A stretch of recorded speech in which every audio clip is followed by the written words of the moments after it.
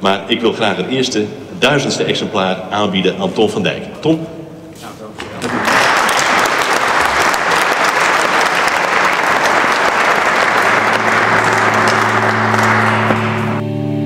Ik denk net dat alles deer is hier. Dat bonken uitbieten wiet net rattelje. Dat stieve wjukken net longerje. Lege bekken net balten en dat bloedlees vel net huveret. En denk net dat wat werkelijk is, bewaren werken. Maar op verre klanken van het leven uit de stad vangt midden in de nacht een dans macabre zomaar aan. En als een smalle streep van QTL-licht schijnt, loeren de glazen kralen. Zag ik die of het deerde beest in mij, behind in mijn emoties, als hoe geen dat zei ze. Denkst u dat ik vervuld ben, mijn vreugde als mijn strieën? Verstieven kan ik libje.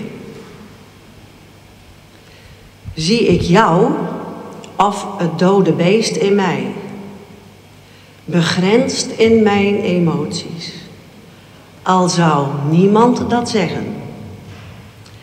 Denk je dat ik vervuld ben met vreugde of met stro? Verstijfd kan ik leven.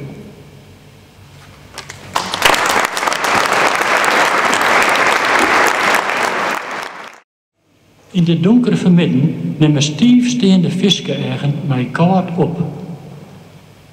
Jonken mij een kool, en de knibbelt staat in het wetter.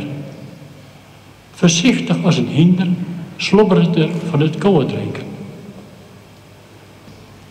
Een reiger steekt zijn kop onder water en kijkt mij verwonderd aan alsof hij denkt: hallo, wat doe jij hier?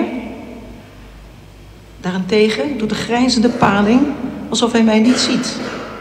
Maar misschien is hij met zijn gedachten heel ergens anders. Ik kom bij breder water met ruimer uitzicht. Een snoek ligt verscholen tussen het riet. Het roofdier heeft geen aandacht voor de andere vissen. Is hij verzadigd? In ien steen ik voor sluisdwarren. Wat batter als de iepenmatsen. Ik riet bosje. Gewoon aanbutten, kan men beter net weten.